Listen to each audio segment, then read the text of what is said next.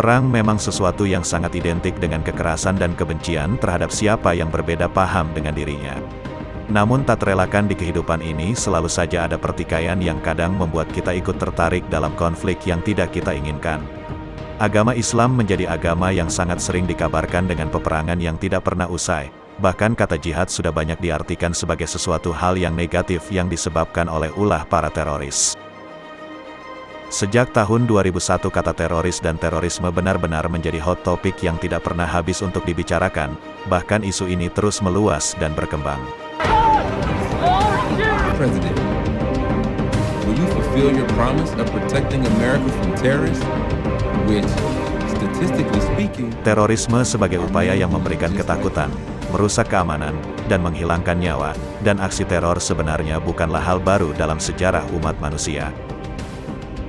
Setiap agama dan kepercayaan seperti Yahudi, Kristen, Hindu, dan Buddha atau selainnya memiliki sejarah teror yang terekam dalam catatan sejarah. Kalau Yahudi terekam kekejaman mereka diantaranya melalui peristiwa Nakba Palestina, maka orang-orang Kristen juga banyak melakukan kekejaman dan pembantaian terhadap umat lainnya, diantaranya umat Islam di Andalusia. Sebelum lebih jauh bertutur, kami mengajak para penonton agar bijak dalam menyikapi pembahasan ini.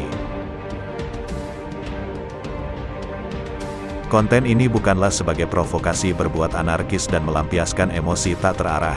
Akan tetapi dalam pembahasan kali ini hendak membuka mata kita semua agar ketika kata teroris dan terorisme disebut, semua mata dan telunjuk tidak lagi mengarah kepada umat Islam.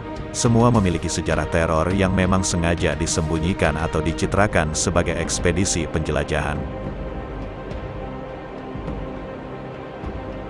Tujuan dari konten ini juga ingin menghilangkan atau setidaknya mengurangi kadar Islamophobia yang kian menyebar di tengah masyarakat.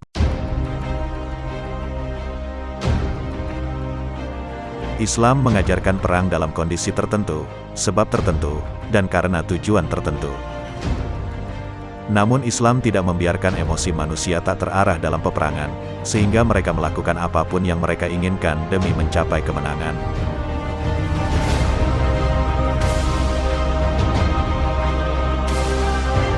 Itu artinya perang dalam Islam ada hukum dan aturannya.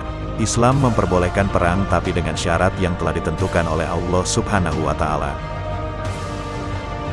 Satu hal yang penting di setiap peperangan dalam sejarah dunia Islam adalah Islam hanya akan berperang kepada kaum kafir harbi.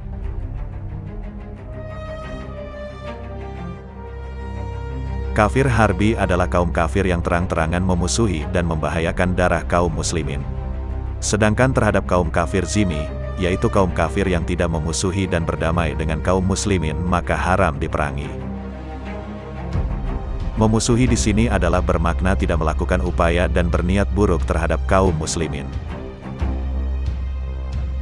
Umat muslim hanya dibolehkan membunuh, mengusir dan memerangi umat kafir harbi yang telah memerangi mereka terlebih dahulu dan dilarang melampaui batas. Dilarang berperang di Masjidil Haram, kecuali umat kafir telah memerangi terlebih dahulu di tempat tersebut. Kalau mau dikaji lebih dalam di setiap peperangan yang terjadi pada sejarah peradaban Islam, maka akan kita dapati bahwa setiap kaum muslimin perang adalah melakukan perlawanan terhadap musuh yang sudah lebih dahulu memusuhi kaum muslimin.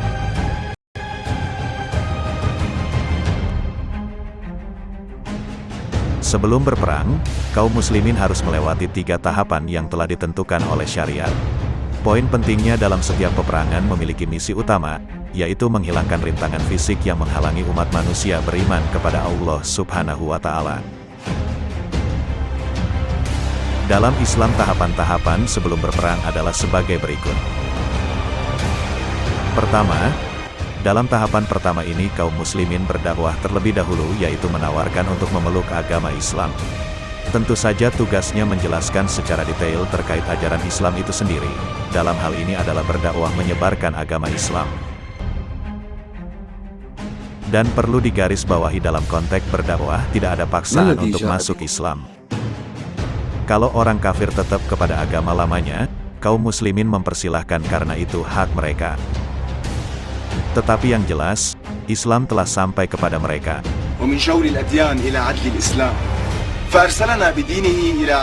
Poin kedua adalah bayar jizyah.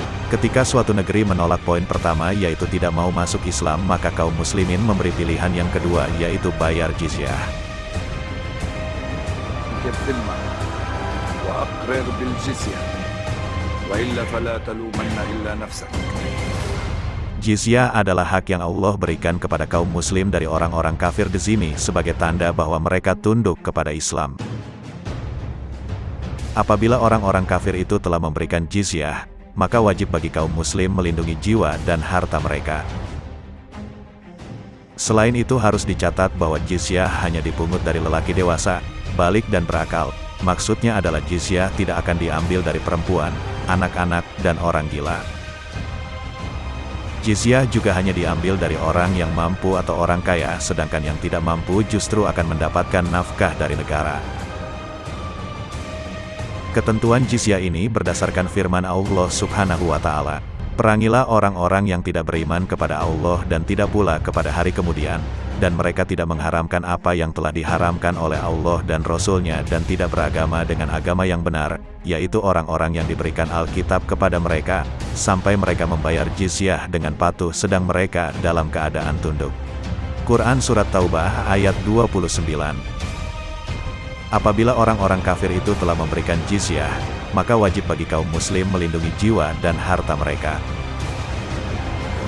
Sampai pada tahapan ini sudah jelas bahwa perang dalam Islam harus melewati dua tahapan tadi, yaitu menawarkan Islam dan kalau menolak diberi pilihan yang kedua, yaitu bayar jizyah. Setelah kedua tawaran tadi tidak diterima, maka pilihan yang ketiga adalah perang. Sebelum masuk ke poin ketiga, maka akan banyak syarat lagi yang harus dipenuhi oleh kaum muslimin sebelum melakukan peperangan. Setidaknya ada 10 aturan perang yang wajib dipatuhi setiap pasukan yang akan berperang. Yang perlu digarisbawahi di sini adalah, hanya Islam saja yang memiliki aturan dalam perang. Makanya di setiap peperangan kaum muslimin tidak akan kita jumpai pembantaian maupun serangan yang membabi buta seperti yang dilakukan oleh kaum kafir. Hal inilah yang membedakan antara pembebasan dengan penjajahan.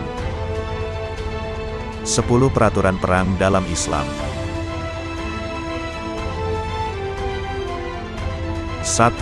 Dilarang membunuh wanita dan anak-anak. 2. Jangan mencuri dan jangan mutilasi jasad tentara musuh. 3. Dilarang membunuh orang yang tidak ikut perang. 4. Memaafkan musuh yang sudah menyerah. 5. Membuat dan menepati janji sesuai kesepakatan bersama. 6. Dilarang merusak tanaman dan membunuh hewan ternak. 7. Dilarang menghancurkan bangunan atau fasilitas umum. 8. Dilarang membunuh ahli agama. Dalam hal ini seperti pendeta, biksu, pemuka agama dan lain-lain. 9. Dilarang menyerang seorang yang sedang beribadah. 10. Dilarang membunuh orang tua atau orang sakit. Kalau kita perhatikan ternyata peperangan yang dilakukan oleh kaum kafir mengabaikan aturan tadi. Sehingga warga sipil yang tidak ikut dalam peperangan tetap diserang, bahkan mereka tidak segan-segan menyerang wanita, anak-anak, dan orang tua yang tidak ikut dalam peperangan. Kalau dalam Islam para pasukan kaum muslimin hanya akan berperang dengan para pasukan musuh saja. Itu pun kalau mereka ternyata menyatakan menyerah, maka pertempuran harus dihentikan saat itu juga. Jadi kalau ada yang mengatakan Islam itu agama perang, Islam itu agama kekerasan, atau Islam itu agama yang penuh kebencian, maka dapat dipastikan yang mengatakan seperti itu setidaknya ada 3 golongan. 1. Orang yang belum tahu. 2. Orang munafik. 3. Kaum kafir harbi.